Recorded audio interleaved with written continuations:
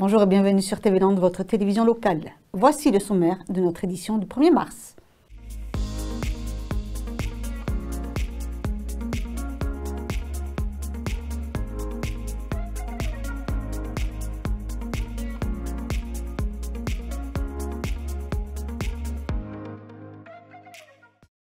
Aujourd'hui, nous sommes lundi 1er mars et c'est l'opération Mars Bleu qui débute. Tout comme Octobre Rose est dédié à la lutte contre le cancer du sein, Mars Bleu est consacré à la lutte contre le cancer colorectal. Le cancer colorectal, troisième cancer le plus fréquent, reste le deuxième cancer le plus meurtrier aujourd'hui en France.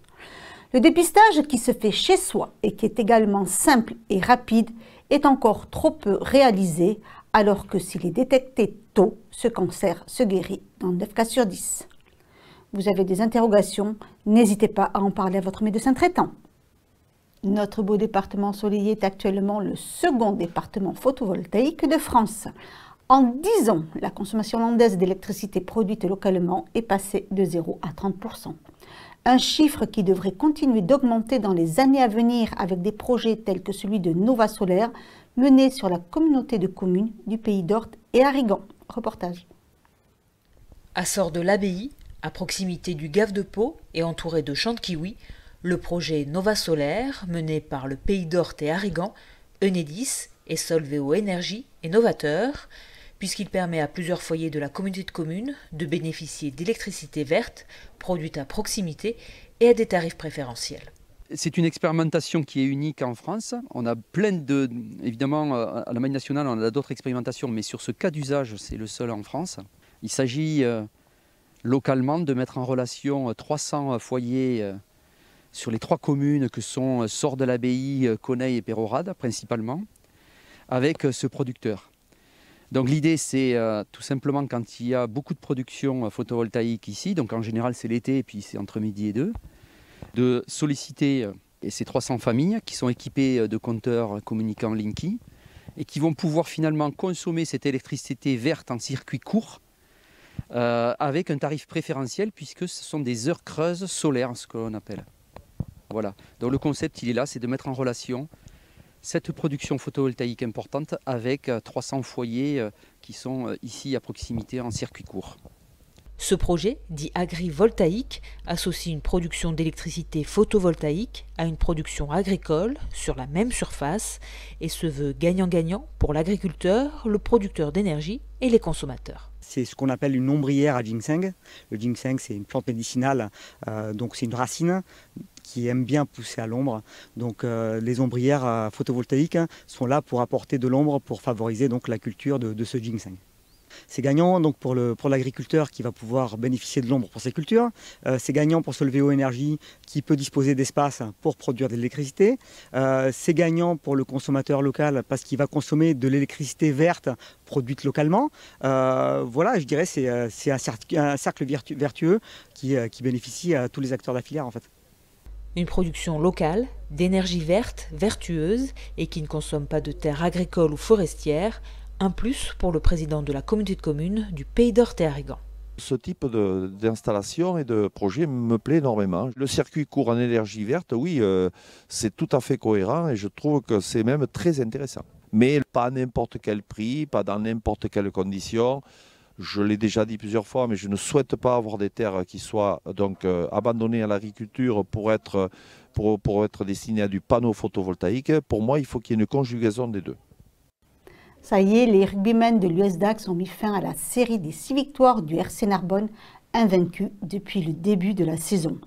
Une rencontre rugueuse qui a vu une première mi-temps à l'avantage des Landais, alors que la tendance s'inversait en seconde mi-temps et les Narbonnais se rapprochaient dangereusement des Dacois.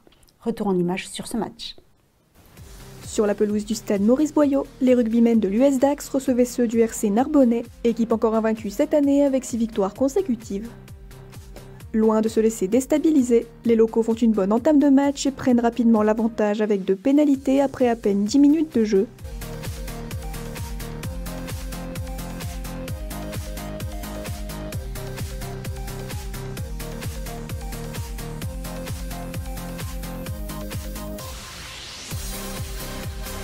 Cinq minutes plus tard, les rouges et blancs creusent encore un peu plus le score avec un essai du numéro 7, Olivier Auguste.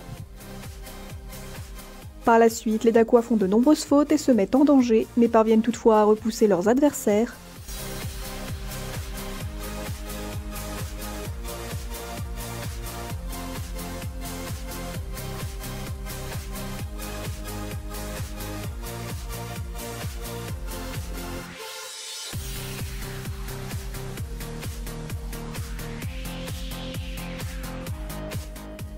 La première mi-temps se termine alors avec toujours 11-0 pour l'équipe locale. En début de seconde mi-temps, les Landais continuent de s'imposer avec un nouvel essai.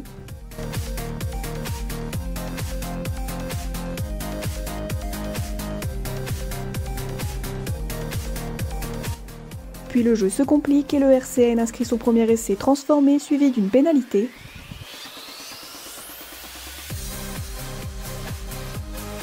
L'US Dax maintient toutefois son écart, aidé par une pénalité de son nouveau joueur Antoine Renaud. Malgré tous leurs efforts, les Noirs ne parviendront pas à revenir au score et les Dacquois remportent le match 19-13, une victoire plus que nécessaire pour l'équipe.